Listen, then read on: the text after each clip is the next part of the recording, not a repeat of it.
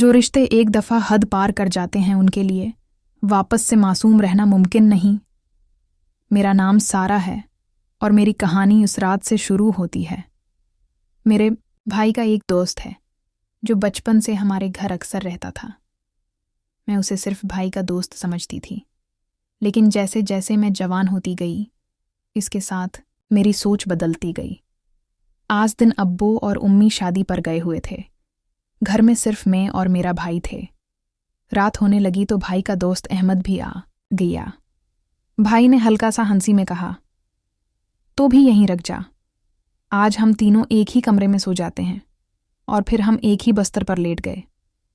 सर्दी थी, इसलिए एक ही कांव कंबल में आ गए। मैं बीच में थी, एक तरफ भाई और दूसरी तरफ इसका दोस्त अहमद। कंबल के नीचे सब कुछ ज्यादा करीब लग रहा था। मैं चुपचाप लेटी रही, लेकिन मुझे नींद नहीं आ रही थी। दिल की रफ्तार तेज थी और हर पल मुझे लग रहा था कि कुछ होने वाला है। रात के कुछ पहर मुझे महसूस हुआ कि कोई मेरी तरफ खसक रहा है। पहले लगा शायद मेरा वहम है, लेकिन फिर एक हल्की सी हरकत जो सीधा मेरी तरफ थी। मैं एकदम से हल गई और मेरे मन्ना से हल्की सी आह निकल गई। इस आवाज़ पर भाई भी उठ गया। मुझे तब समझ आया कि ये सब भाई नहीं, अहमद कर रहा था। इसकी टच में एक अलग ही फेल थी जो पहली दफ़ा मेरी जिंदगी में थी। मुझे दर्द भी हुआ, लेकिन इस दर्द के अंदर एक अजीब सा सुकून भी छिपा था जो मैं समझ नहीं पाई। लेकिन अंदर से मैं बिल्कुल जाग रही थी। हर छोटी सी हरकत मुझे और बेचैन कर रही थी। वह हरकत फिर हुई, इस दफ़ा ज़्यादा। मैं अपने आप को कंट्रोल नहीं कर पाई। सांसें तेज हो गईं। भाई ने बल्लम ऑन किया। कमरा एकदम रोशन हो गया। मुझे लगा सब समझ गया है, लेकिन मैंने फिर भी आंखें बंद रखें जैसे मैं सूती हूं। भाई ने उसे गुस्से से कहा, ये क्या कर रहे थे? इस वक्त मैंने धीरे से आंखें खोली और भाई की तरफ देखकर कहा, भाई मैं अब जवान हो गई हूं। अगर मैं चाहूं कि मैं तुम्हारे दोस्त के साथ हूं तो रूम एकदम खामोश हो गया। भाई ने मुझे देखा। पहले हैरानी थी, फिर हल्का सा मुस्कान और अहमद के चेहरे पर वही समाइल जैसे वो पहले से इस पल का इंतजार कर रहा था।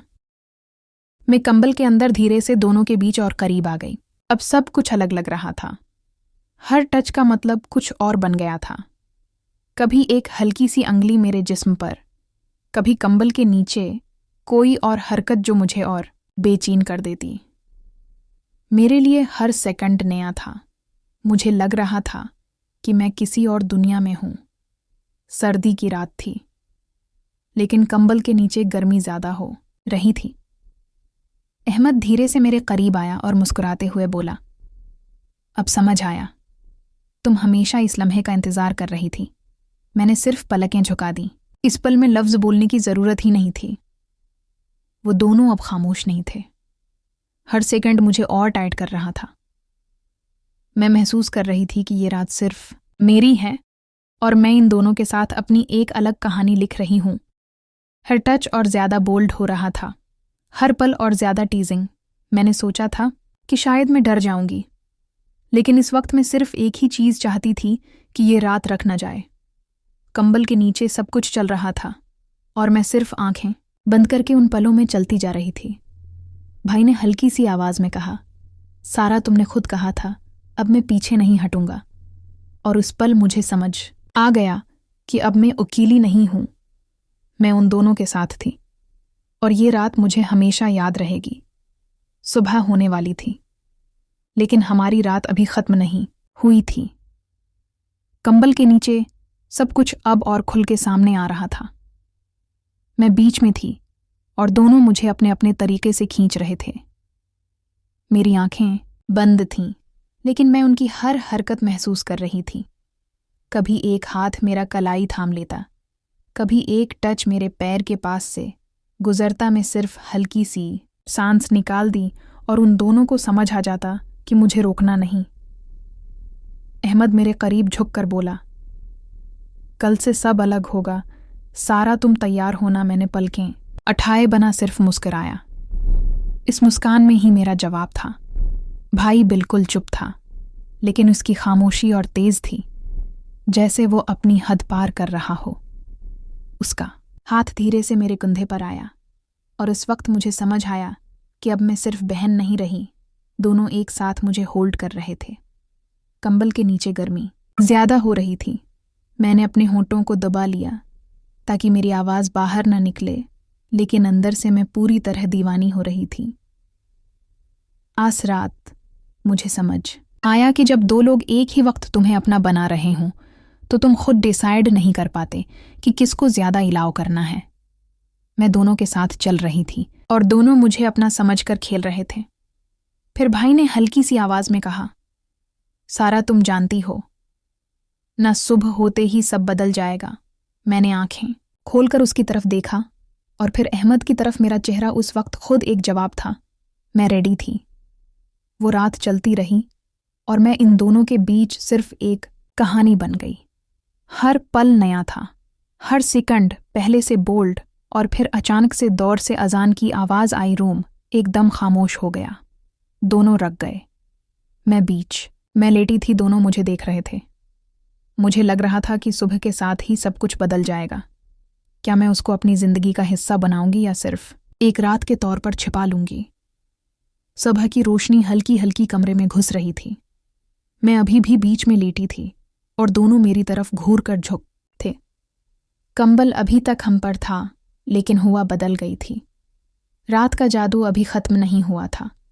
इसका असर अभी भी हम सब पर था। मैंने धीरे से पलकें उठाई, दोनों की तरफ देखा और फिर से आंखें बंद कर ली, जैसे अभी भी सो रही हूं।